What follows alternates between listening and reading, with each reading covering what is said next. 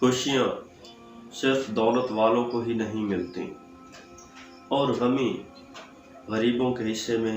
ہی نہیں آتی۔ جو لوگ یہ سمجھتے ہیں کہ دولت حاصل کر لینے سے ہم تمام خوشیاں حاصل کر لیں گے تو وہ غلط فہمی کا شکار ہے، اور جو لوگ یہ سمجھتے ہیں کہ اگر ہمارے پاس دولت دنیا نہیں ہے اور ہم غربت کی زندگی بسر کر رہے ہیں اور ہم خوشیاں کبھی حاصل نہیں کریں گے، تو ایسے لوگ بھی غلط فہمی کا شکار ہیں، کیونکہ خوشی اور غمی کا تعلق دولت یا غربت سے نہیں ہے، بلکہ خوشی اور غمی کا تعلق انسان کے رویہ کے ساتھ ہے کہ انسان کا زندگی کے ساتھ برتاؤ کیسا ہے، انسان زندگی کیسے گزارتا ہے۔ کئی امیر ایسے ہوتے ہیں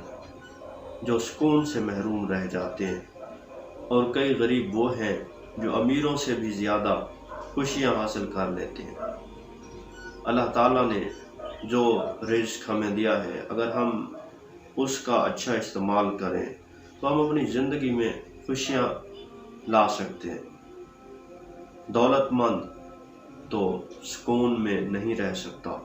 کیونکہ اس کا حرص بڑھتا جاتا ہے اور اس کے کئی مسائل ہوتے ہیں، لیکن غریب شخص امیروں سے بھی زیادہ خوشحال زندگی گزار سکتا ہے۔ وہ ایسے کہ اگر وہ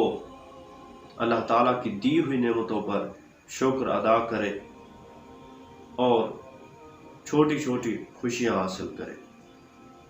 غریبوں کے پاس جو چھوٹی چھوٹی خوشیاں ہوتی ہیں وہ انمول ہوتی ہیں، ہو سکتا ہے ایسی خوشیاں کسی دولت مند کے پاس نہ ہو۔ تو ہمیں ہر حال میں اللہ تعالیٰ کا شکر ادا کرنا چاہیے اور زندگی کو ایک اعلیٰ مقصد اور اعلیٰ نظریہ کے تحت بسر کرنا چاہیے۔